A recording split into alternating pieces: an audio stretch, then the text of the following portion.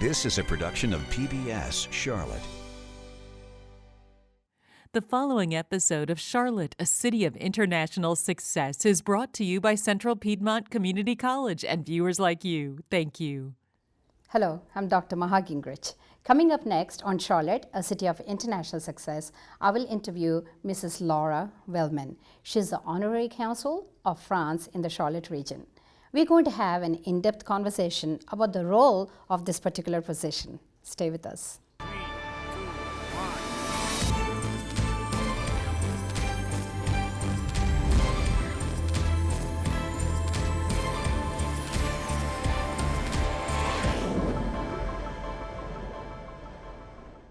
Welcome to Charlotte, a City of International Success. I'm Dr. Maha Gingrich. Today our guest is Mrs. Laura Meyer Wellman.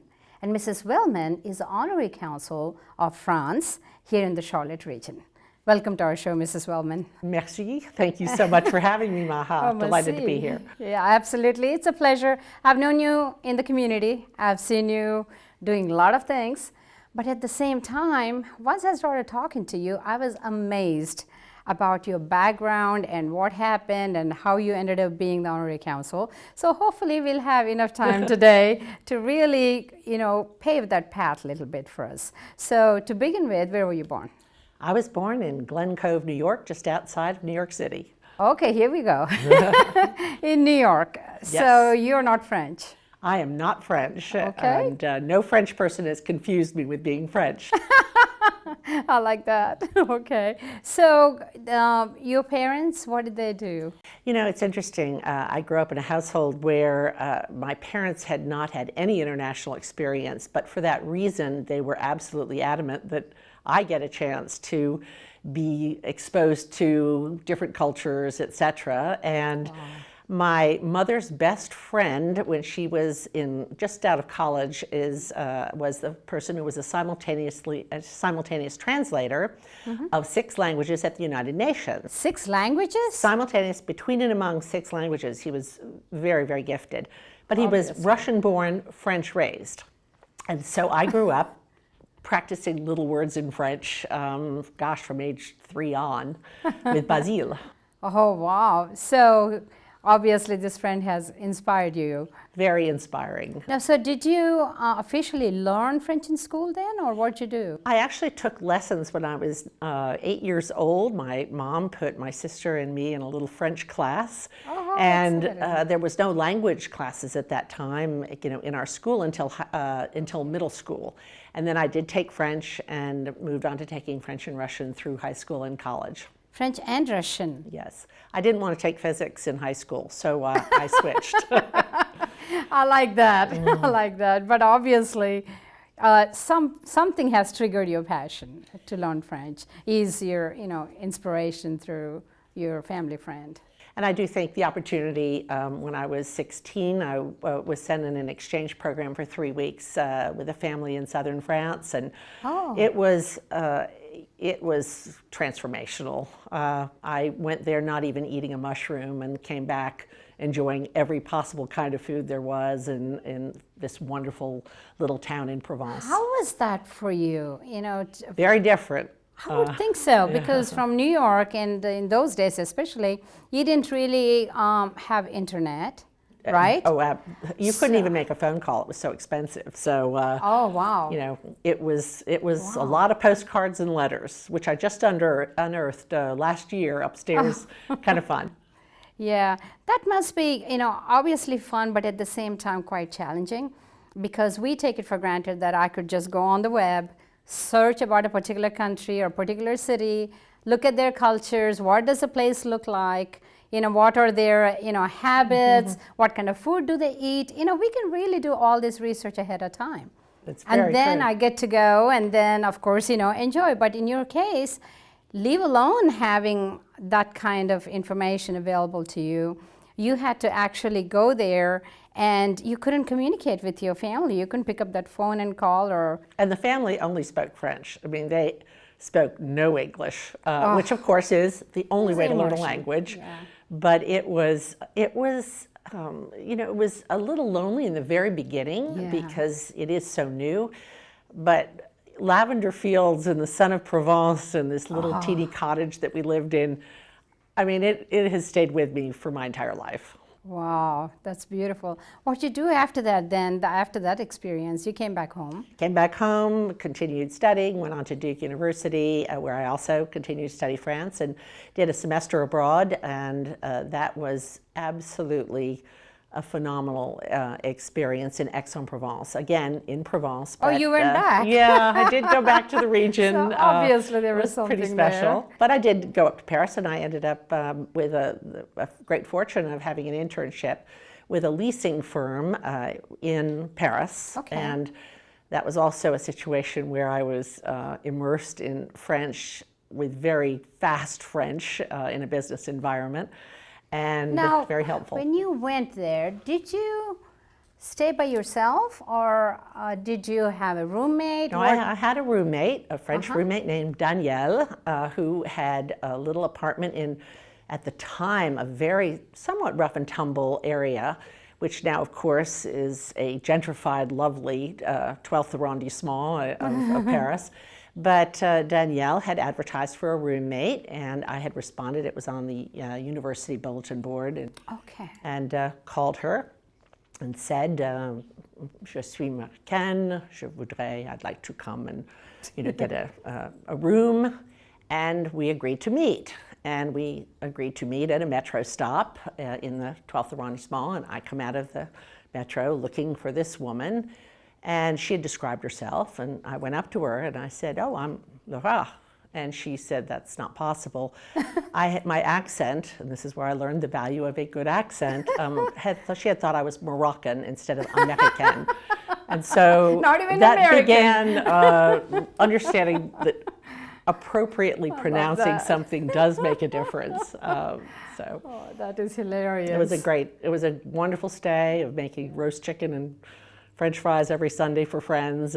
So French fries are from France? To my knowledge, they certainly are. Although I think the Belgians might claim having them as well, but it is certainly a staple throughout homes, especially on Sundays for lunch. Really? Yeah, you always get that, Yeah.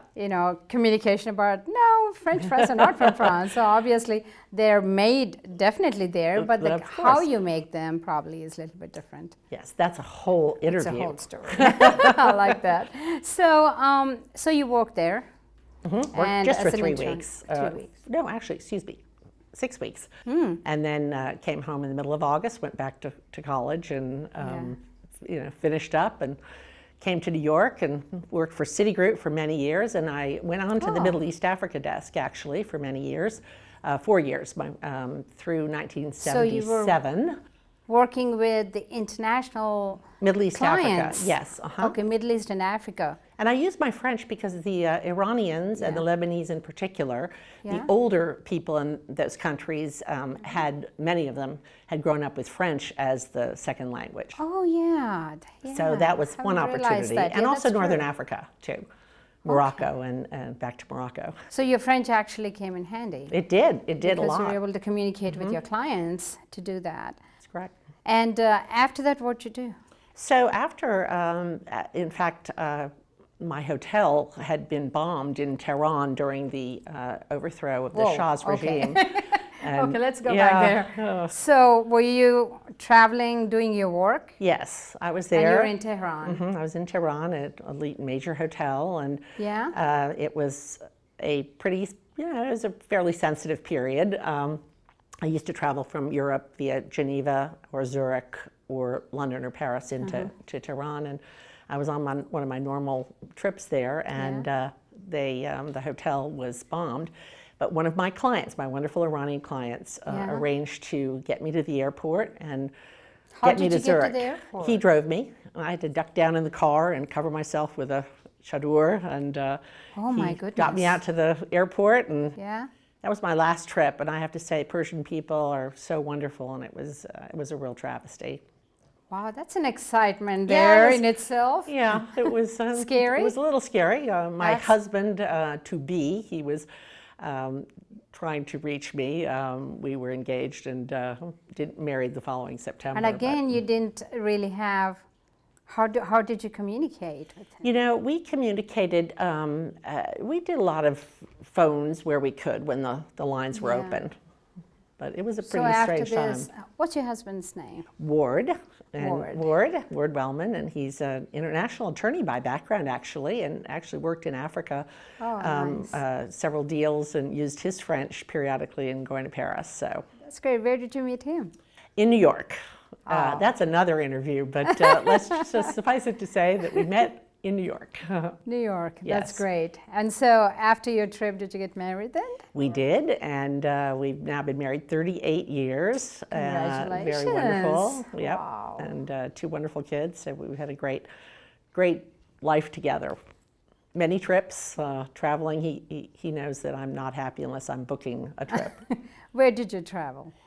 Well, we've traveled a lot in Europe, but also the Far East. I have a sister who lives in Kuala Lumpur now as a teacher at the international school. Oh, gee. Okay. She and her husband, and she's been in, let's see, Jakarta, Sri Lanka, Jakarta, Colombo, Sri Lanka, then Beirut, Lebanon, Singapore, Wow. Jakarta, Indonesia. So we've had the opportunity to visit in all of those locations, and going back, in fact, to Malaysia and Thailand and Cambodia this end of this year. Is she the only sibling you have? I have a wonderful sister who actually sees the globe more than all of us. She's a flight attendant for Delta Airlines, and her husband. Wow, Yeah, he's a whole captain family. and training and ops executive. So Wow. they travel all the time, and you know, from the Galapagos to New Zealand, and anything I do is pretty tame next to that.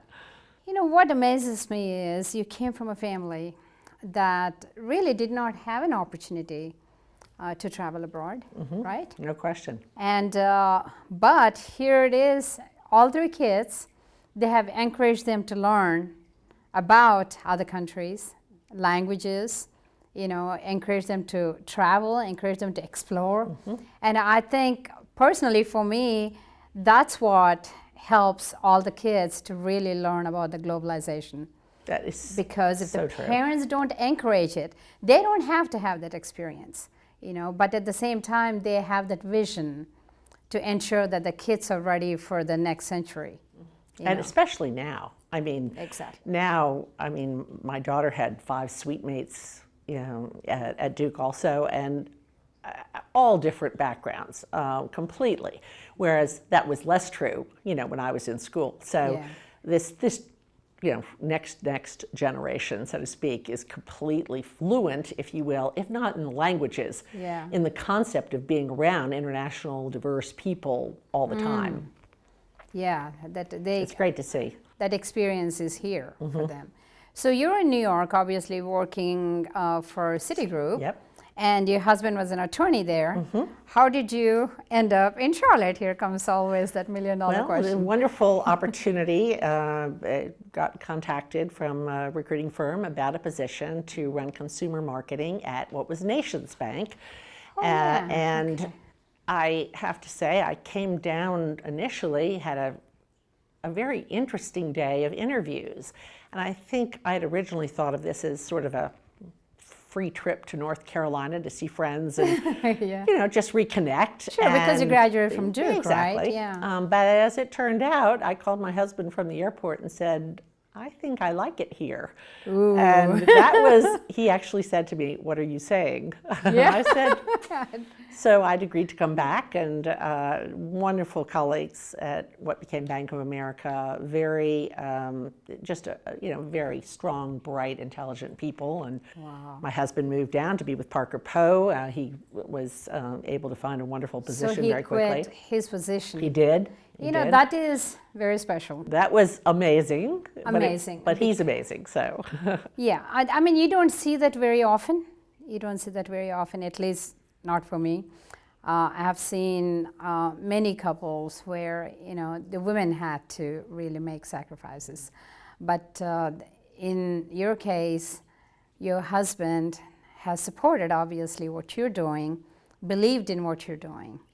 and then he moved, and of course, you had family too, right? You had We kids. did. We had young children. What, you have 2 children? 2 children, and our son now, it's so great. Our son is living up in Connecticut. He teaches at a wonderful day school, but he's also guidance counselor. He got his master's in English, and he's also very fluent in Spanish. So that is wonderful. And our daughter is a singer-songwriter based in Charlotte in Plaza Midwood. Oh, wow. And her French she knows is something she wished she'd done more of, but her accent and when she speaks it is really good. So I'm very proud of that.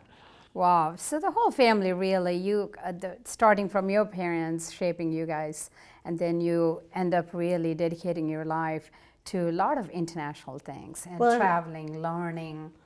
I wish it was more frequently part of life, and that's why Charlotte has become such a rich community, because there is the opportunity, you know, to be with people. My sister was visiting recently from Malaysia, and we went to the new Honorary Consul of Finland's reception, and she left going, I had no idea Charlotte was so international. And I think that speaks, you know, volumes. My daughter-in-law, married to my son up in Connecticut, is fluent in Italian, French, and some Spanish, and it's, you know, it's wonderful to be able to talk with our entire family about the more global environment that we find ourselves in Charlotte. It is, and I think it was established that way also because you know, your parents were a role model to you, you're a role model to your kids. I hope so. And then, well, usually that's how it happens. And I know personally, you know, I think it was my father who has shaped me in many ways.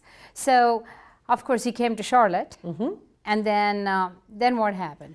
Well, after being at Bank of America, and I subsequently moved to Foundation for the Carolinas as their executive vice president, our local community foundation, which has done nothing but grow and become, I'd say, one of the most important forces in many ways in our community. Michael Marzicano's leadership, the entire team at the foundation is very strong, and it's been wonderful to watch the growth there. I know Foundation for the Carolinas has contributed so much to our community. There's no question about that.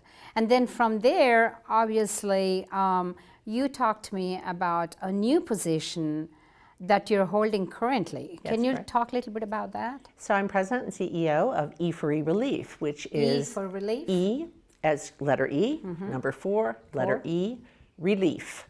Disaster and hardship relief, financial disaster and hardship relief for employees of major companies around the country. Companies establish a fund with E for E Relief, and we are able to help their employees during times of personal financial distress. Could be a roof that has fallen in, or a house fire, or unforeseen funeral expenses, or certain kinds of medical expenses. But it also could be the equivalent of a superstorm Sandy or a Katrina, and therefore whole communities are impacted. Wow. And so we have a wonderful roster of clients and a terrific team doing that, and it's a wholly owned subsidiary of Foundation for the Carolinas. Oh, I see. Okay, so that's Foundation for the Carolinas is the parent then. That's correct. Parent company.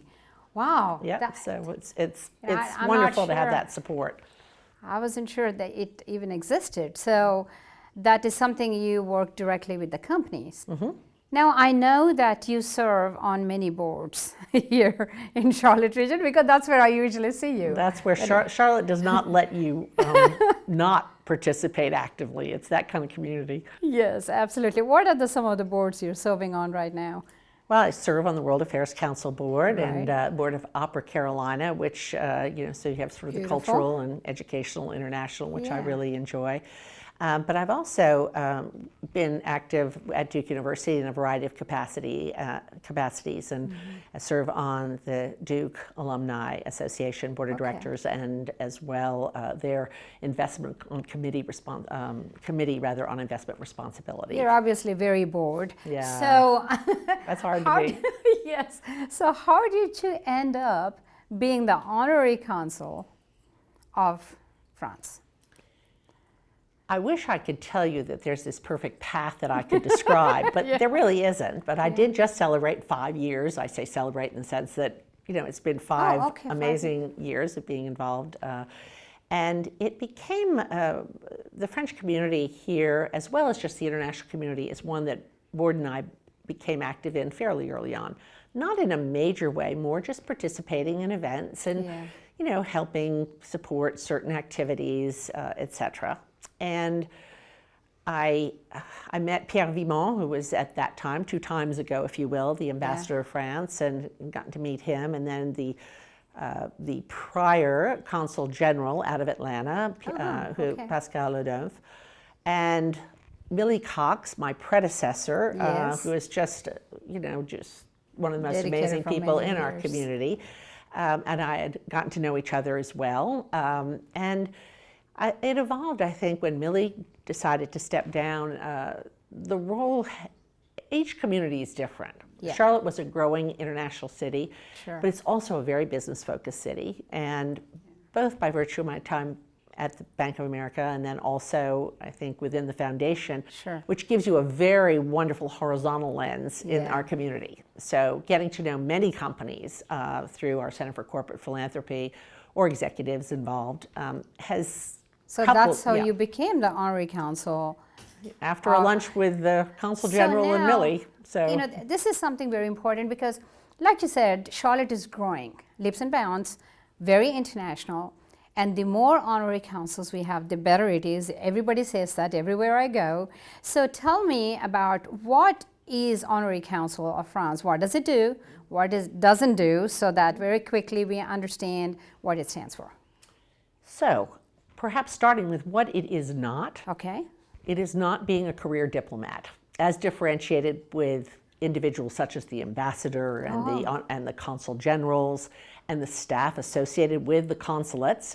Consulate, in my case, is based in Atlanta, and there are 7 of us that serve 6 states related to our honorary consul role.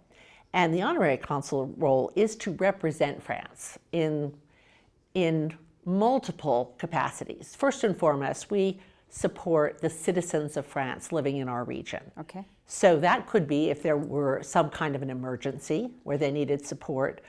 Our role is a first line of contact to ensure perhaps something immediate might be needed to support them in a particularly difficult situation.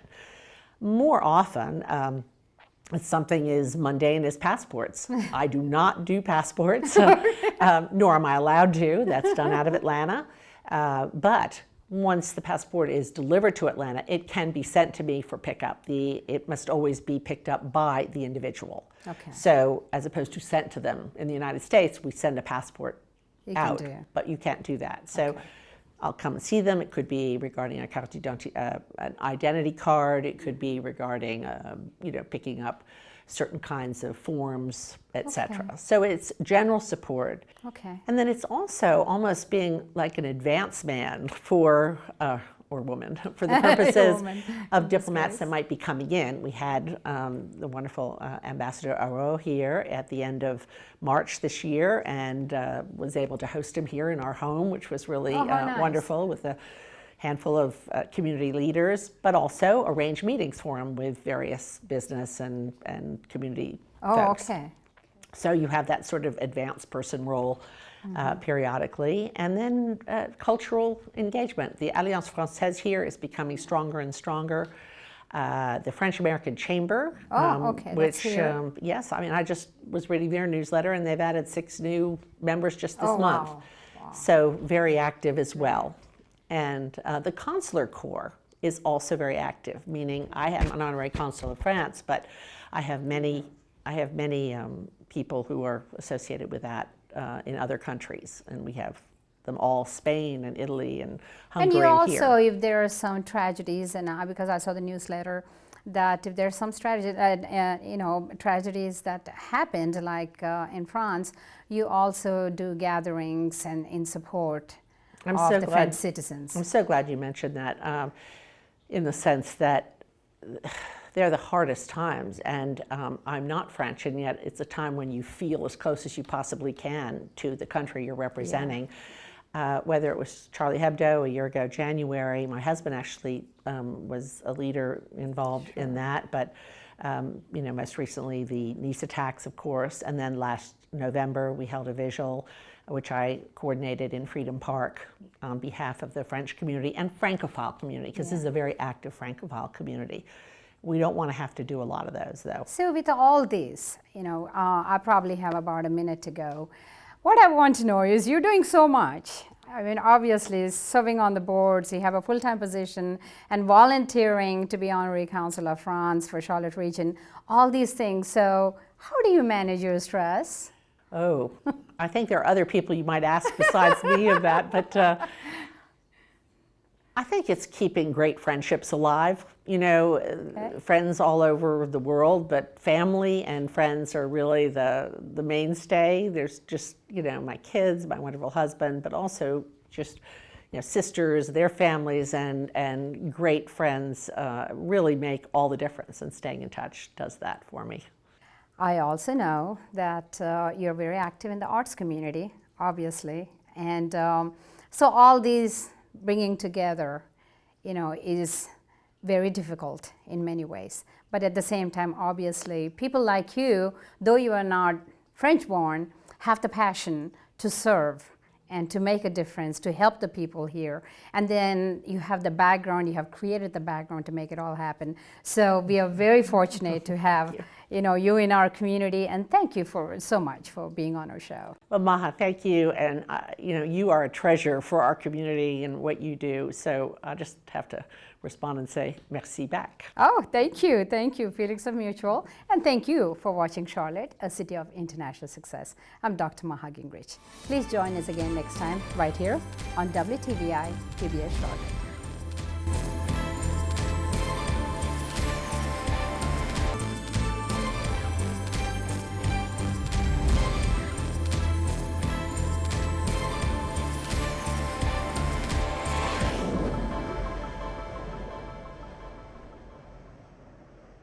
A production of PBS Charlotte.